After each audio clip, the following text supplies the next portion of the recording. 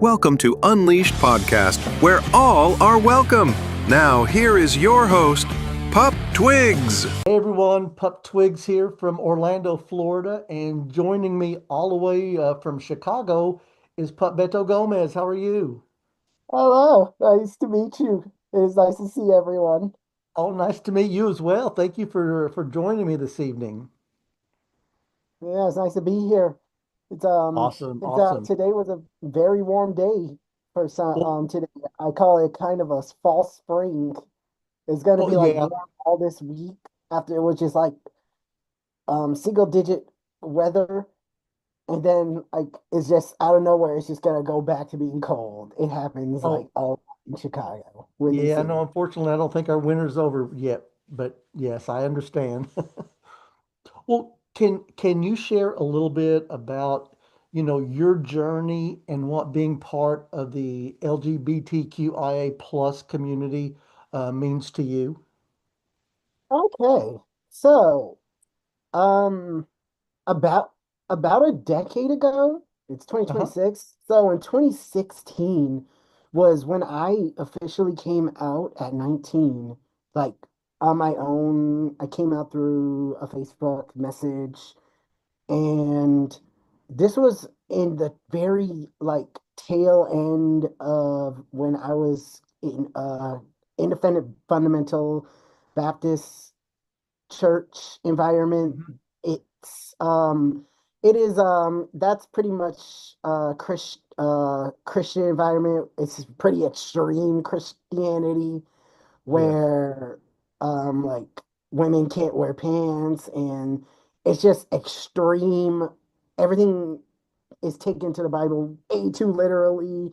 And when I came out, well, actually I sort of was forced out because somebody found that I was on Grinder, and I got like kicked out of religious school, Christian college a few months prior, and then like everybody was like already finding out, and like nobody wanted to like talk to me anymore.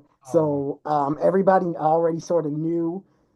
Some people, close friends of mine actually knew I was gay a few years prior because of the same reason, but they didn't say anything. I didn't have Hmm. friends that were like totally telling on you like that. They were actually Right. pretty cool about it, but they didn't know how to handle it. So it was like, I actually am very grateful for those people. Hmm. But I guess your next part is what the LGBTQI community means to me. After the decade I've been in the community, that's actually pretty heavy. There's a Okay. lot of things I can that I mean, there's a lot of different things I can say from straight culture, but also I would say it's very different, but also the same. If you want Okay. some elaboration on that, it is different from culture, as in it is important to love ourselves. And it's important. It's the different thing that straight culture had that I don't think that we have that straight culture has is inner love and taking care of yourself and putting yourself first is very important. Yes. But at the same time, we also have our vanities. We also have our hierarchies that straight people do have. Okay. Yep. I got you on that. Well, if you could leave our listeners with one message about, love and acceptance and just being true to yourself, what message would you want to leave them? Um, the thing about love and acceptance is it comes from the inside, and that Hmm. is a hard thing to grasp. When we hear, as growing up in the go at least like 10 years of being openly gay and finding myself in this community, the whole term that you hear at the end of every single RuPaul Drag Race episode, you gotta if you don't love yourself, how in hell are you gonna love anyone else? Yes. Does anybody know what that really means? because I didn't learn know what that meant until I went to therapy. And not the first therapist. We're talking the sixth. Because not every therapist is good at their job. Oh yeah, exactly. But the thing is like you got to know what that means because a lot of people don't. And Mm-hmm. it's important that you know what that means. And the thing is, that doesn't come from going to the gym. That doesn't come from that doesn't come from having money. That doesn't come from having a lot of social media followers. That comes Right. from the inside. That comes from how you see yourself, how you feel about yourself, how loving yourself and accepting yourself. Yeah, exactly. You can't get It's like, that from body from going to the gym all the time. Your body's gonna eventually our bodies decay every day. Every day our cells in us are dying and reproducing. Every day we're getting older. yeah. Well, what advice would you give someone today who is just starting to embrace their identity? What advice would I give somebody who's embracing their identity? I mean, to me, it This goes is right back something to that saying you said about RuPaul. Got to love yourself first. I would say, hmm, that's a good one. What would I give advice? Because this is somebody who's honestly still on that journey. I'm not gonna sit here. I am not on a pedestal. I'm gonna start that right now and say I am no shining example. I am not the most put together in the toolbox. I am still learning. I am also in therapy and am still growing. With that being said, I would say somebody who is getting into their journey, do not look at other people and think that you need to have the life they have. Yeah, exactly. You don't know what's really happening from Hmm. behind these phones. Yeah, Social I, media tries to paint a very pretty picture of, in order to be the good gay, you have to be skinny. You have to have 3,000 minimum followers on insert social media here. You have to be white. That's a big one that I have that I've struggled with coming out as gay. You have to be white or white passing. You have to be wanted by white people. And holy shit, that is not, that is a picture that is so fake. hmm And I spent so much of my younger 20s trying to chase something that was never real. And Yeah, there's so many gay people, younger gay people that are doing this. And it's just like you want to tell them you're not going to find love that way. It comes yeah, from the inside. It's how you see yourself. yeah, exactly. I Don't pay agree. attention. These pictures on Facebook and social media, they're not, that's not a real picture. That's a Oh no, that's highlight not. at Yeah, it's not best. reality. That's not reality. Even when you see them out in the street laughing, that's not reality. You don't know if these people secretly hate those people, hate the people around them, or have some kind of vendetta and or whatever. Hmm. Well, what misconceptions about our community do you wish more people would understand? This is something I wish I understood. It's not happily ever after once you leave the church or yeah, even any insert um oppressive community and then just switch to gay community. It's not just happily ever after. Right. It's the next chapter. It's the next story. I mean, it's the next chapter. Your story's not done Mm-hmm. because you're still going to be looking for your community. LGBTQ community is a banner, but it doesn't mean community's right there. There Yeah. is a misconception that once we like come in here, yeah, it's just gonna click like that. That's not exactly true. There are people that like find people faster because of looks, but the thing is that's not because that's like people don't know that that's not due to they're not getting that attention most of the time because of who they are, rather Mm-hmm. how they look. Yeah. And that attention is temporary That's right. and under conditions. Yeah. Well, And what I wish people would understand when coming into this conception is you have to create that community. yeah. There's still work that has to be done.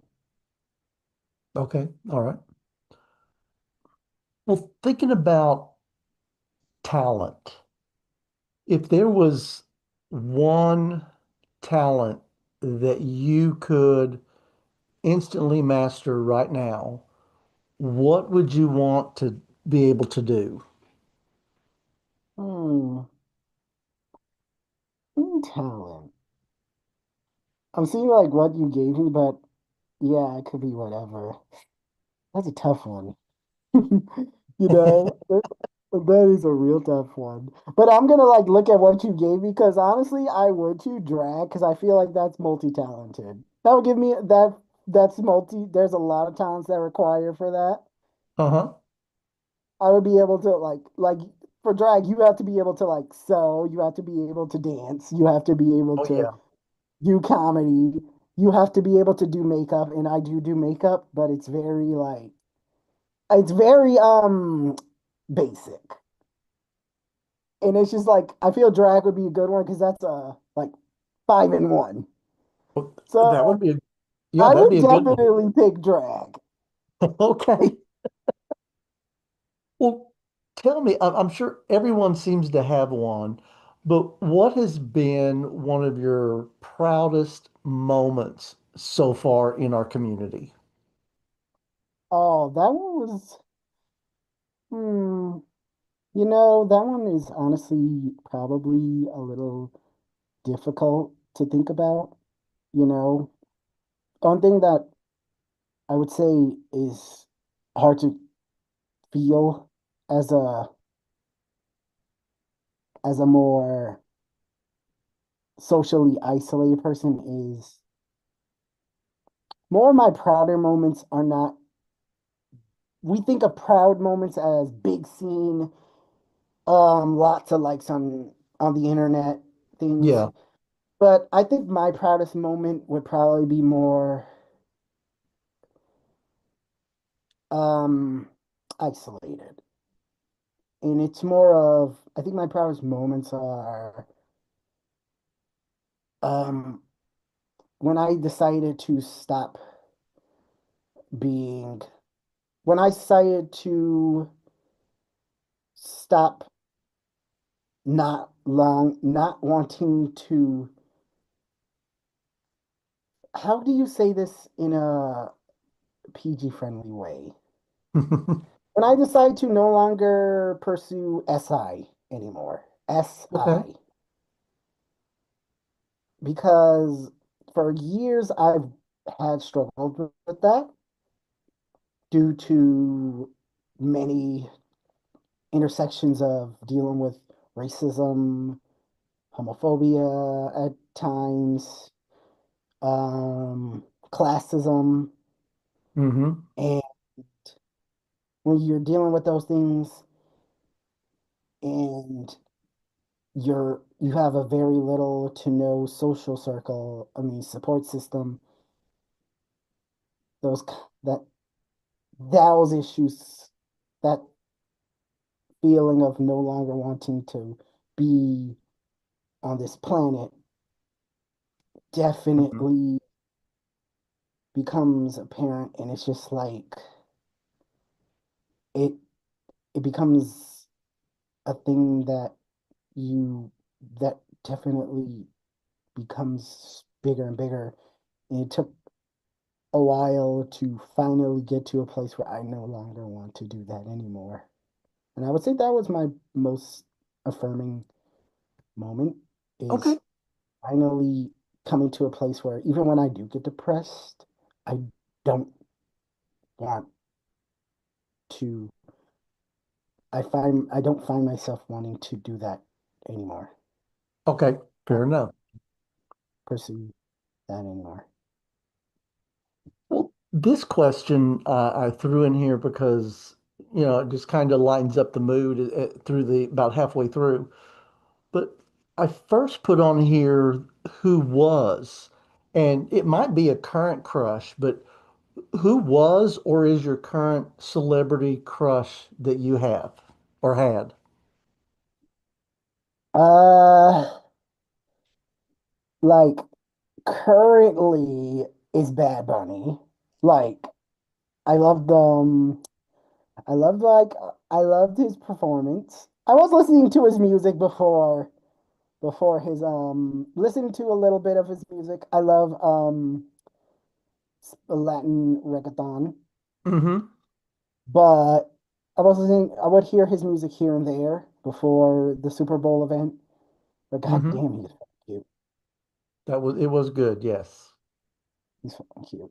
But I would say my crush that I had growing up was that one was that one. I'm like, oh crap, who did I have? It was a like that one's hard because it's like I came out gay through just watching like a lot of gay porn since I was like a fucking preteen. And in terms of crushes, it's like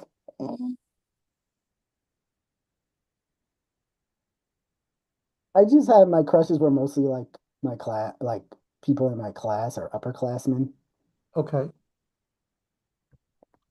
Well, There's a lot of do you sing at all or karaoke?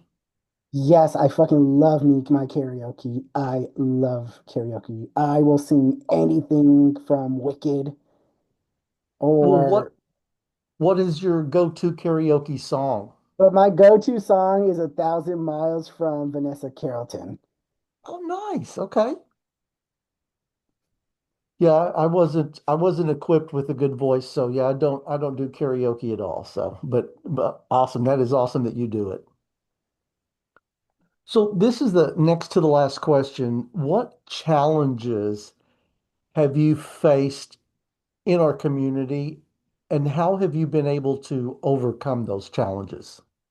I would say the biggest challenges that I have faced is definitely navigating predominantly cisgendered white spaces as a Afro-Latin um, queer individual. Okay. It's when you live in the city of Chicago, Chicago is a very diverse city that Yes. you must know. It is very racially diverse. With that diversity does come some segregation that I feel like people do need to understand. Diversity does not always equal, people don't understand that diversity does not equal inclusion or Mm-hmm. integration of races. We kind of do segregate things. And while on one hand it is good to be around your own people, around your own people, have like your cultures in nice, good places, because yes, it's good to be with your own people and have a safe space for your own race and whatnot. Mm-hmm. I like to be around my own black and brown people. But it becomes another thing when like Chicago has the white people in these very nice developed, um, put together neighborhoods, and then you have your black and brown people in these impoverished, um, ice ice infested neighborhoods. Okay. And unfortunately, um, a lot, if I can't think, 99% of LGBTQ lifestyle is in white, rich neighborhoods. And Mm-hmm. as somebody who immigrated from poor black and brown neighborhoods to a white neighborhood, even before I did, I went to these neighborhoods to be able to be an openly gay person. I faced a lot of racial discrimination, Mm-hmm. constantly feeling like I'm looked at as a, I kind of have to, watch how I interact with people, minute details of how I talk and interact, because I don't want to be seen as a threat. Okay. And if I am irritated with something, I have to very much ensure that I am keeping every inch of like irritation, frustration under under un in check, because Mm-hmm. every little bit of it will definitely have me put under heavy scrutiny to where Okay. law I got you. enforcement is involved. And that's why it's like, Okay. Well, last question, and this is, tied around. You might have a role model out there that you have learned from over the years, or an icon that you just follow. But who is your ultimate icon or role model? I have I would say one of my biggest ones was Dominique Jackson from Pose. She played Electra Abundance. Okay. She was phenomenal. I Mhm. got so much of like like I got Black Excellence. That was my Black Excellence spirit animal there. She just poured Black excellence and grace. And just like I would say that was like the way she carried herself is just Hmm. like a beautiful inspiration of how to, maybe not like all the time, but like a way to really carry myself in spaces where, yeah, they may not want me there, but Electra was like, no, I'm gonna be here. Hmm. And and she knew how to like fucking treat someone if they got on her face about it. Awesome.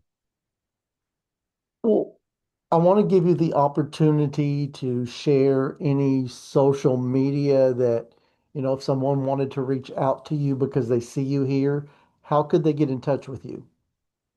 So, my Instagram is not my own. It's actually a group that I have Okay. created. It's called Pups, Handlers, and Allies of Chicago. It is it's a new queer and trans, black and brown pup group that I made for Okay. Chicago. I don't, it doesn't need to be exclusive to just Chicago members. Um, and that can be reached on Instagram at e give me one second. What's it? What is my usernames? I don't never have these memorized. At PPHAC under dash 2025. Okay. And Facebook, I have Pup Beto Gomez, if anybody's using that. Okay. I also have a blue sky, but that's a little rated X. I don't know if I should share that. That's up to you. You can share whatever you want here. Um, okay, I mean, if we're fine with that, mine is Pup Berto 28 at bsky.social if you have X. I mean, not X. I'm sorry, did I say X? I mean, Blue Sky. Wait, I did say Blue Sky. I'm sorry. Head's a little out there. Thinking about a lot of other things. Classwork, Okay. probably. But yeah, um, those are my socials if Okay. you want to All keep in touch with me. all right. Awesome. Well, any last words before we sign off here?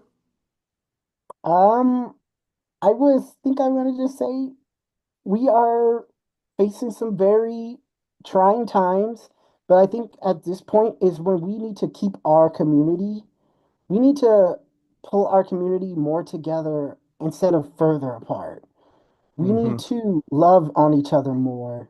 We need to unify with each other, and we need to focus on we and even though things look tough and dark, we need to find we need to be the light and light each other Yes. in these dark times because we're all we got in this, y'all.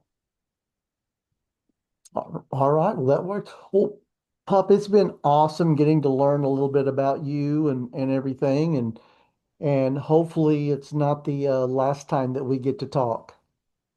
Yeah.